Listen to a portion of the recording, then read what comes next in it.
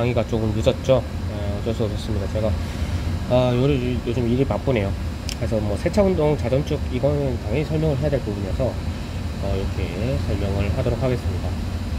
그래서 세차 운동이라는 거는요, 그 정의를 하면 그 지구가 이제 공전을 하잖아요. 그러니까 이건 외적 요인이에요. 외적 요인. 공전을 하는데 이 공전을 어디서 하냐면 궤도를 따라 하죠. 공전 궤도에 따라서 하는데, 왜냐면 기후변화가 결국에는 태양과의 관계를 생각을 해야 돼요. 태양과의 관계에 대해서 생각을 해야 되는데, 공전을 이제 궤도를 따라 하는데, 이 궤도가, 그러니까 뭐라고 해야 되냐면, 이 궤도를 따라서 할 때, 이 궤도를 도는 어떤 이제 그러니까 궤도 운동도 하지만 뭐라고 해야 되냐면, 자전도 하는데, 지구가 자전을 하잖아요. 지구가 자전을 하는데, 이 자전을 하는 축 있죠, 축. 이 차축이 바뀌는 경우가 있어요. 완전. 그러니까 기울어지는 게 완전, 그러니까 약간 틀어짐이 아니라요. 그냥 아예 완전 데칼코마니 되는 경우가 있어요. 뭔 말이냐면, 원래 자전축이 이렇게 돼 있다고 하면 얘가 어느 정도 주기 이후에는 이렇게 된다는 거예요. 이 주기가 얼마냐면, 그러니까 지구 자전축이 어떻게 돼 있었냐면, 원래는 지구가 이렇게 있으면 이렇게 돼 있는데, 얘가 지구 자전축이 이렇게 털려지는 거예요. 요게 몇 년 걸리면 6,500년 정도 걸려요. 이 정도 되면 완전 틀어지거든요. 데칼코마니처럼. 그래서 요렇게 되는 거를 우리가 세차 운동이라고 해요. 세차 운동. 그래서 좀 살펴볼게요. 어떻게 되는 거냐면, 여기다 필기를 할게요. 잘 보세요. 원래 지구가 이렇게 있고, 지구 궤도를 이렇게 그릴게요. 궤도 요렇게. 네, 태양이 어디 위치에 있냐면 약간 이렇게 기울어져 있어요. 여기 이렇게 태양이 있습니다. 태양이 있고, 지구 지금 자전축이 이렇게 돼 있습니다. 자전축이 이렇게 돼 있는데, 우리가 이제 북반구에 사니까 요게 이제 적도예요. 적도를 기준으로 봤을 때, 북반구에 살았을 때 여기 가까울 때 여기를 우리가 근일점이라고 하고요. 태양 가까운 근일점이라고, 여기를 원일점이라고 하는데, 이때 보면은 태양빛이 이렇게 비잖아요. 이렇게 비치잖아요. 얘는 마찬가지로 이렇게 비치겠죠. 그럼 여기가 조금 원일점일 때가 좀 덥겠죠. 맞죠? 그래서 원일점일 때 뭐가 되냐면, 북반구 기준으로는요, 북반구로 봐야 돼요. 그러니까 남반구 대칭적이니까 북반구 기준은 그러니까 여름이 되고요. 근일점일 때는 북반구 기준으로 어떻게 돼요? 겨울이 됩니다. 그래서 이거가 됐을 때 효과는 뭐냐면, 이때 겨울인데 근일점이다 보니까 약간 따뜻해요. 조금. 근데 이때는 어때요? 원일점일 때 여름이니까 어때요? 약간 쿨하겠죠. 근데 얘가 딱 6,500년이 지나면 딱 반죽이거든요. 한번 왔다 갔다 하는 게 일죽이죠. 맞죠? 그래서 얘가 한번 반죽인데, 이걸 보게 되면 이렇습니다. 뭐냐면, 똑같이 그리면 지구가 여기 있고, 맞죠? 그러니까 원일점, 근일점 그릴게요. 이렇게 했을 때 태양이 여기 있잖아요. 태양이 한쪽에 있죠. 그래서 여기가 근일점이 되고, 여기 원일점이 됐는데, 자전축이 딱 데칼코마니 된다 했죠. 그럼 이렇게 되는 게 아니라 이렇게 되겠죠. 자전축하고 딱 수직인 게 적도니까 적도가 이렇게 됩니다. 위도가 0도인 건 적도죠. 적도가. 그럼 어떻게 돼요? 태양빛이 이렇게 쏘면 어떻게 돼요? 이 근일점, 6,500점은 근일점일 때 뭐가 되냐면 여름이 돼버려요. 여기입니다. 겨울이 돼버리죠. 그렇죠? 그럼 얘는 어떻게 돼요? 좀 더 더워지게 되고, 얘는 좀 어떻게 돼요? 추워지게 되는 거예요. 원일점이니까. 가까워 있으니까 더운데요. 맞죠? 그래서 이렇게 세차 운동이 한번 일어나면, 그러니까 세차 운동이 이렇게 한번 일어나잖아요. 세차 운동이. 그러니까 이렇게 바뀌면요, 연교차가 커집니다. 연교차가 커져요. 그러니까 연교차라는 거는 여름 빼기 여름 기온 빼기 겨울 기온이라 생각하면 되잖아요. 맞죠? 요게 커져요. 왜냐면 원래 겨울이 따뜻했고 원일점일 때 여름인데 그게 약간 시원했는데 걔가 완전 반대가 되는 겁니다. 더워지는 거예요. 요게 세차 운동입니다. 이해됐죠? 이해됐죠? 그래서 남반구는 반대예요. 남반구는 이제 남반구라면 남반구 같은 경우는 이때가 여름이죠. 이때가 어때요? 남반구는 이때가 겨울이에요. 근데 얘가 이렇게 되면 남반구는 어떻게 돼요? 남반구 같은 경우는 이때가 겨울이 되고 이때가 남반구가 어떻게 돼요? 이때가 여름이 되죠. 그래서 이거 북반구 기준이에요. 북반구. 그랬을 때 연교차가 올라가는 거는 북반구입니다. 북반구. 그럼 남반구는 어떻게 써요? 남반구는 연교차가 어떻게 돼요? 감소하겠죠. 이 이유입니다. 이해되나요? 이해되죠? 그래서 태양과 여기서 중요한 거는 결국 태양과 거리가 길어지면 어떻게 된다? 기온은 내려가더라. 그거를 기억을 해주시면 된다. 요거예요. 그 다음 이제 자전축 기울기의 변화인데요.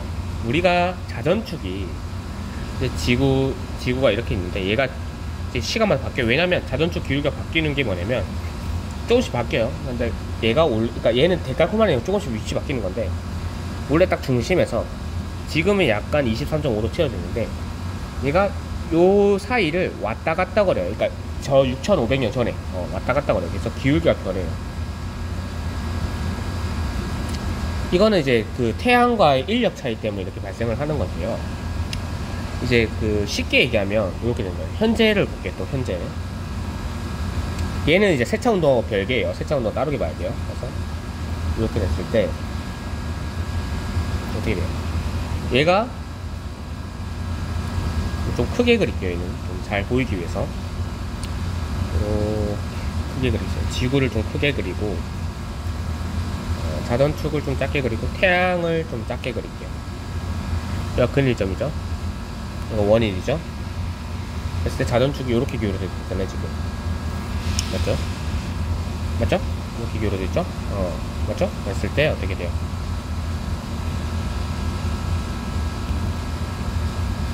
이렇게 봤을 때 얘가 원래 여기 면이 이렇게 맞아요.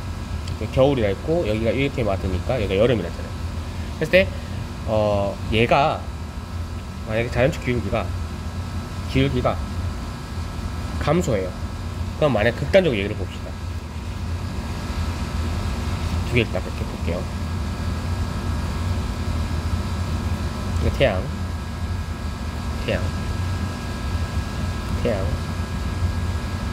근일 원일 됐죠? 그 다음에 요거 지금 장비 돌아가서 좀 시끄러울 거예요. 적도 그릴게요. 되면 여기 이렇게 받을 거고 여기 이렇게 받죠. 그러면 근일점일 때는 어떻게 돼요? 근일점일 때 겨울일 건데 북반구 기준에 항상 북반구 남반구는 딱 반대라 생각하시면 돼요. 북반구 근일점일 때는 어떻게 돼요? 얘가 원래 태양을 받는 면적이 그러니까 태양광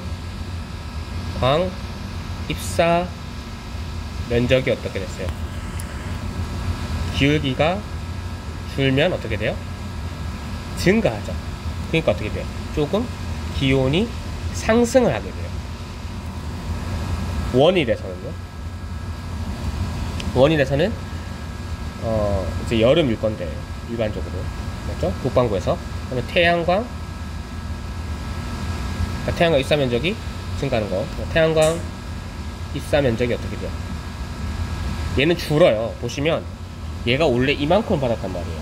근데 얘가 반밖에 못 받죠. 조금씩 기울는 거 맞죠? 그래서 얘가 줄기 때문에 기울기가 줄면 이게 감소를 한다는 거예요. 그래서 기온이 어떻게 돼요? 기온이 감소하게 되는 요거니까. 그러면 요거 갈수록 알 수 있는 게 기울기가 증가하게 되면 기울기가 감소하게 되면 어떻게 된다? 연교차는 어떻게 된다? 줄어들더라. 그게 되는 거예요. 목적은. 이해됐죠? 그래서 요렇게만 알아두시면 됩니다. 요게 기울기 변형. 그러니까 얘랑 얘랑은 완전 다르게 봐야 돼요. 알겠죠? 그 다음에 공정궤도 20율의 변화인데요. 뭐냐면 우리가 그 공전 궤도 자체가 타원형입니다. 타원이라는 거는 여러분 배울지 모르겠지만 중심이 두 개예요. 그래서 20율이 증가한다는 거는 뭔 말이냐면, 그러니까 이렇게 볼게요. 20율이 증가한다는 건요, 결국 두 중심을 가질 확률이 어떻게 된다? 확률이 증가하는 거죠. 즉 뭐가 되는 거예요? 20율이 증가한다. 요 말은 원형에서 뭐가 된다? 타원이 되더라. 요거예요. 그래서 쌤은 감소하는 걸 비교해. 딱 반대니까. 만약에 20율이 감소할 때 어떻게 되냐? 현재가 이렇게 돼 있어요. 만약에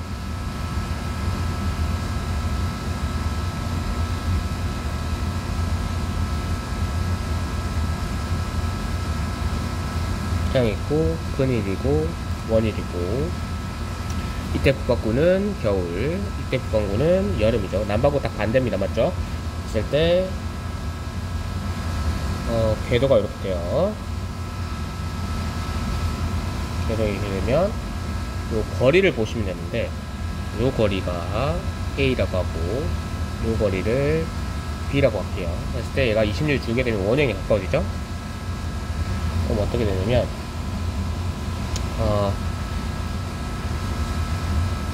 얘가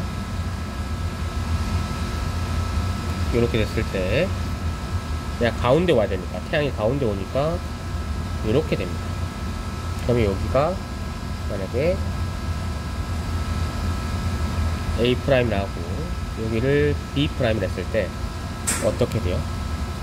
A에서 A' 되는 거는 조금 길어지고, B에서 B' 되는 건 어떻게 조금 짧아지죠. 맞죠? 여기 보시면, 그죠? 20율이 감소하면, 맞죠? 그래서 짧아지니까 어떻게 돼요? 얘는 그러니까 겨울이 좀 더 거리가 증가되니까 기온이 어떻게 됐어요? 내려가겠죠. 기온이 내려가면 어떻게 돼요? 겨울인데 더 추워지는 거고, 여기는 어떻게 돼요? 거리가 줄어드니까 기온이 증가하겠죠. 그러면 여름인데 어떻게 돼요? 더 뜨거워지겠죠. 그러면 어떻게 돼요? 연교차는 증가하더라. 요거예요. 그래서 요거는 20율이 감소하면 북반구는 증가하더라. 20율이 증가하면 북반구는 감소하더라. 요거는 딱 북반구만 외우고 남반구는 대칭 된다. 요렇게 생각을 하시면 된다는 거예요. 이해됐죠? 그 다음에 요거는 대기의 투명도 변화인데, 요거는 뭐 보시면 별로 어려운 거 없어요. 그래서 보시면 될 것 같고, 그 다음에 또 설명을 할게. 지표면 상태, 요거 다 알면 되고, 그 인간 활동의 지구 변화인데, 요건 좀 설명할게요. 원래 지구에 열수지라는 게 있어요. 이게 뭔 말이냐면 평형적이라는 얘기예요. 평형이라는 거는 인과 아웃이 같다란 말이죠. 맞죠? 인과 아웃이 같은데, 보시게 되면 여기서는, 그러니까 이거를 그림을 그리면 이렇게 돼요. 원래 열수지가, 그러니까 지표고, 태양으로부터 이렇게 100이라는 에너지를 받아오면 여기서 일부는 반사가 돼요. 반사가 왜 되냐면 대기에서 반사되기도 하고 지표에서 반사되기도 하는데, 여기 한 30% 정도 돼요. 그때 흡수되는 게, 여기 흡수가 되는데, 흡수되는 게 들어오는 거죠. 진짜 흡수가 되는 게 이제 진짜 들어오는 건데, 얘가 얼마냐 하면 70% 정도 됩니다. 됐죠? 그랬을 때 이 태양은 여러가지 뭐 자외선, UV 같은 자외선, 그 다음에 비지블 라이트 같은 우리 눈에 보이는 가시광선, 그 다음에 또 뭘로 만드는 거예요? 그 다음에 뭐 IR, 인프라레드 같은 적외선 이런 거 다 가지고 있는데, 이 지구라는 놈은 뭘 가지고 있습니까? 지구라는 놈은 적외선을 방출해요. 적외선. 그러니까 이 복사라는 말도 알아야 되는데, 우리가 그 물질을, 그러니까 에너지 전달 방식이 세 가지가 있어요. 뭐 여러분 두 가지를 많이 하는데, 첫 번째가 전도, 대류, 그 다음에 복사가 있어요. 전도하고 대류하고 복사는 뭐냐? 전도라는 거는 물질을 구성하는 입자의 충돌로 얘가 직접적으로 에너지가 전달되는 걸 말해요. 알죠? 그래서 입자의 충돌로 이루어지는 게 전도고요. 대류라는 건 뭐냐면 입자가 입자가 직접적으로 이동해서 이루어진 게 대류고요. 복사라는 거는 빛의 형태로 에너지가 전달되는 걸 복사라고 해요. 그러면 태양은 태양 복사 에너지겠죠. 빛이니까. 그랬을 때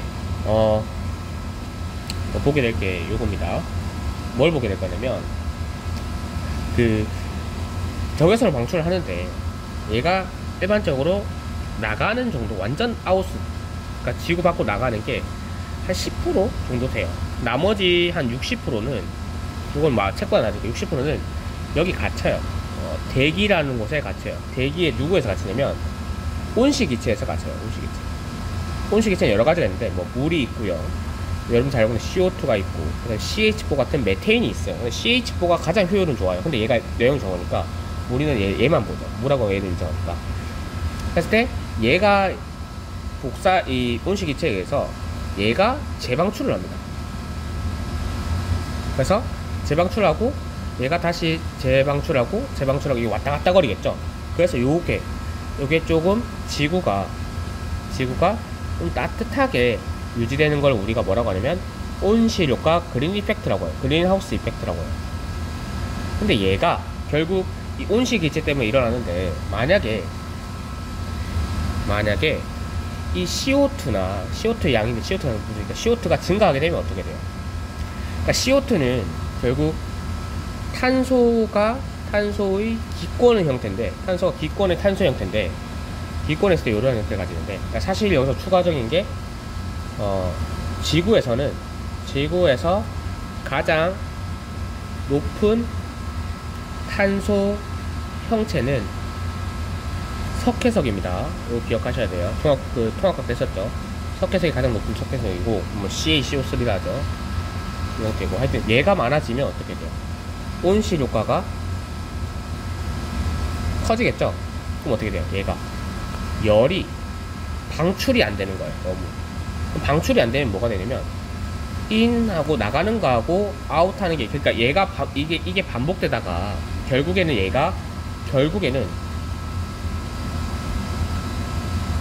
어떻게 되냐면 얘가 60%를 채워요.